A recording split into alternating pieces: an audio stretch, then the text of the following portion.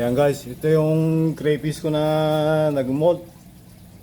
Mikikita yun sa may unang paa niya. Hindi pa niya totally tanggal yung ano. Siguro na-disturb siya, yan, ano. Tapos ito yung pinag-molt niya guys. Ngayon guys, pag nakita nyo ganyan, huwag nyo tatanggalin yung molt kasi pwede niya rin kainin yan. At kinakain din nila yan, yung mga kasamahan niya. Pag hindi ito magaling magtago guys, ito kasi malambot to ngayon. Yung nag-molt na yan, maaaring mabuli siya. Maaaring siyempre malambot pa yung katawan niyan. Kaya dapat may tago niya yung sarili dyan sa mga substrate. Yan ang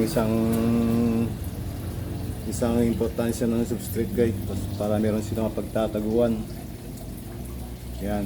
Yan yung guys, yung crayfish ko na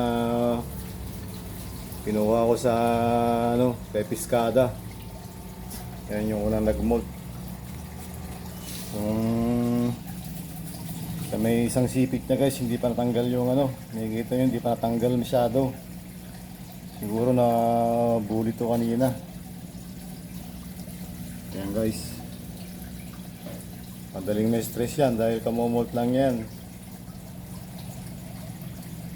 Ayan, yung crayfish na kamomolt, hindi pa natanggal yung ano niya. Ayan, yung sipit niya, sa may sipit niya guys. Ayan guys, yung mga crayfish ko ngayon.